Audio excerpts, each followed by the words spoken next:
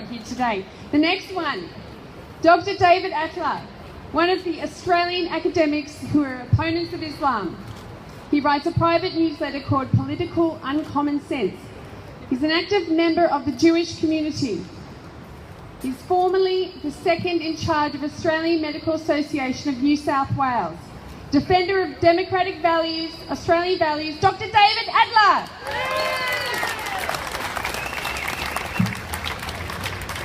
Well, good afternoon, fellow deplorables. We are on a sort of a sacred site here as I look over to the Lindt cafe there, about 50 metres away, and think of the event that has made that infamous. We do not want these events happening in our country. One of the things that happened recently, which I find absolutely mind-boggling, is after the election of President Donald J. Trump. There were protest marches. Who protested the most? Women. Now I ask this, and if someone can tell me an answer later on, bring up the sign. Bring up the sign. If someone can give me an answer later on, where are the marches against female genital mutilation?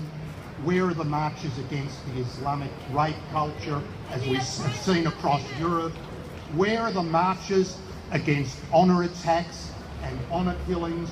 Where are the marches against forced underage marriages? Where are the marches against wife bashings that is enshrined in the Quran, which John referred to previously? It's Surah 4.34. What are the left-wing feminists on about? Another surah that you should all read, and many people are familiar with it. I noticed someone standing next to me has brought a copy of the Bible. Can you hold it up? Who's got that? Can't spot him from here. Ah, there he is.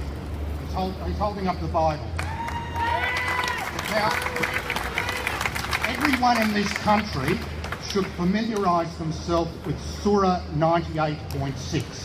What Surah 98.6 says, and I'll paraphrase it, is that the non-believers who are the pagans and the people of the book, who are the people of the book, the Christians and the Jews, these people shall burn in the hellfires forever. These are the vilest of creatures. Now, what sort of ideology would label the majority of people in the world, or almost the majority of people in the world, as the vilest of creatures? I know of no other religious ideology on the planet that does that. Now, I had a lot of time to prepare for this talk. One of the things that wasn't said in my introduction is that I happened to be in town having a cup of coffee, and I've had about 20 minutes notice, which is fine. And it strikes me that the accusation that groups like this are racist is complete BS. We have no problems with a whole range of groups who have contributed and built the Australian society. Who here is protesting against the Buddhists? Who here would protest against the Sikhs or other various groups? There is only one ideology which brings an intolerance and hatred for others, and it is a sin to tolerate the intolerable. Now, there's a pattern. John started to allude to it. In Goulburn Supermax prison, 100% of convicted terrorists have something in common. The same common feature is in 100% of convictions for female genital mutilation in this country. The same common element is in 100% of the convictions for forced child marriage in the last few years, and that commonality is Islam. It is outrageous that we have groups, I don't know where the ferals are, they're being kept at some distance, who would defend those practices. Something that hasn't been discussed enough in our country is the cost impost of Islam. we have a massive budget deficit and we all pay taxes. Some others don't pay taxes, but I would expect the majority of people here do. And there is a pattern. It's social welfare rort. It is halal rort, which builds a cost into the grocery budget of every Australian by stealth. It is childcare rorts that have been exposed. It is education fund misappropriations, and it is billions in additional security. You just have a look at the police presence around us today, which is almost as many as the people attending here. Sometimes in the world there emerges an ideology which is totally incompatible with a liberal democratic culture, and we've seen a few in history. We've seen communism, which rose and fell. We've seen Nazism, which rose and was defeated. And today, the threat to liberal democracy is Islam, and it needs to go the same way. Radical Islam needs to go the same way as has communism, as has Nazism. It is incompatible with a liberal democracy. If an Australian Muslim wishes to abide by our laws and avail themselves of Sharia, that's fine. But to seek to impose that ideology in Australia is totally unacceptable. But there is hope. And I want to end on an optimistic point. We have seen a political movement, a social movement across the world, a reassertion of democratic values and freedoms. We saw it in Brexit, which was unexpected and not predicted by the polls. We saw it in One Nation, and I'm not a member of any political party, but that was unexpected and not predicted by the polls. And we saw it in the election of Donald Trump, and we will see it continue.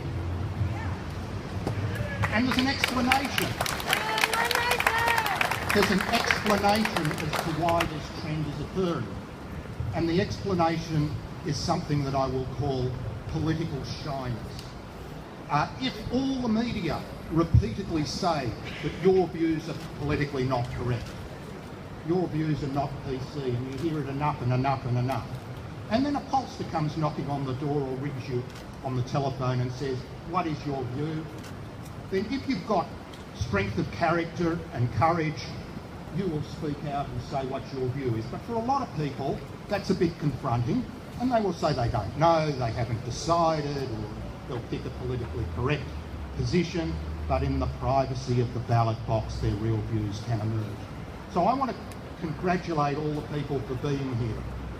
You are not just deplorables, you are also heroes. You are the ones that have come out to slay the PC voter shyness, to help people realise that there is a movement and that the will of the people will be victorious. And so I'd like to congratulate everyone for turning here, and we support Australian values. Victory to Australian democratic values. Thank you. Thank you to Dr. Adler. Now, Dr. Adler was quoting out of the Quran. Just so everyone knows, he was holding up the Bible, but Dr. Adler was quoting out of the Quran, just so we're clear. All right. We're just going to play a snippet of music and then we're going to keep going with the speakers. So, here we go.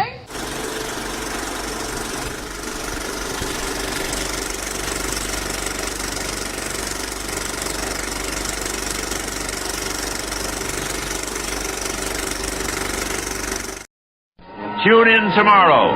Same bat time, same bat channel. Bye for now.